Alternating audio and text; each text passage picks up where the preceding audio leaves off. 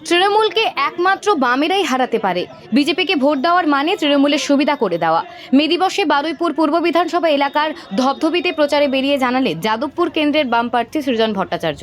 তিনি বলেন, তৃণমূল ক্ষমতায় না আসলে সন্দেশখালি হতো না, খাটের তলায় ফ্ল্যাটের তলায় কোটি কোটি টাকা পাওয়া যেত না, ভোটে লুট হতো না। এই লোকসভা ভোটে বামেরা জিতলে এই রাজ্যে উন্নতি হবে। ২৬ সালে তৃণমূলের অন্তর্জয়ী যাত্রা হবে বলে দাবি সৃজনের। পঞ্চায়েতের বদলা লোকসভায় হবে, পঞ্চায়েতের বদলা লোকসভায় হবে। অন্য কে কোথায় কি আছে জানি না, টিভিতে কি দেখাচ্ছে, চাঁদে কি আছে, মঙ্গল গ্রহে কি আছে জানি না। যাদবপুরে সিপিএম জেতার জন্য নেমেছে, যাদবপুর লোকসভা আমরা জিতবো বলে নেমেছি। এবং এই জেতার কাজ তৃণমূলকে আমরা হারাবো। যাদবপুরে 7টা বিধানসভা জুড়ে তৃণমূলকে হারানোর ক্ষমতা অন্য কারণ নেই, কেউ নেই।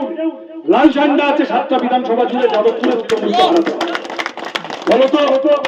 আমি এই অঞ্চলের মানুষের কাছে সবিনয় আবেদন করে যেতে চাই, যদি তৃণমূলকে হারাতে হয় বড় ফুলে ভোট দিলে কাটাকাটি হয়ে ছোট ফুলের সুবিধা হয়ে যাবে। তাহলে ঘাস ফুল যদি বিষ ফুলে রূপান্তরিত হয়, তাকে কাটার জন্য হাতে কাস্তে যারা তুলে নিয়েছে তাদেরকে আমরা রুজি রুটির দাবি দাওয়া নিয়ে নেমেছি, জিনিসের দাম কমানোর জন্য নেমেছি, চাকরির জন্য নেমেছি। 100 দিনের কাজটা শুধু ফেরানো নয়, পারলে 200 দিনের কাজ করার জন্য নেমেছি। আমরা মা বোনেদের নিরাপত্তার জন্য নেমেছি।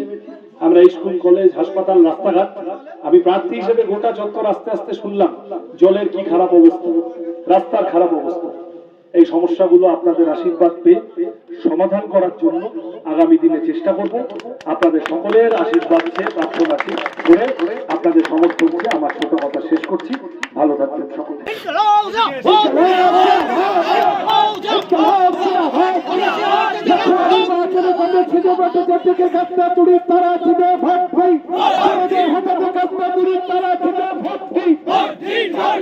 বিরুদ্ধে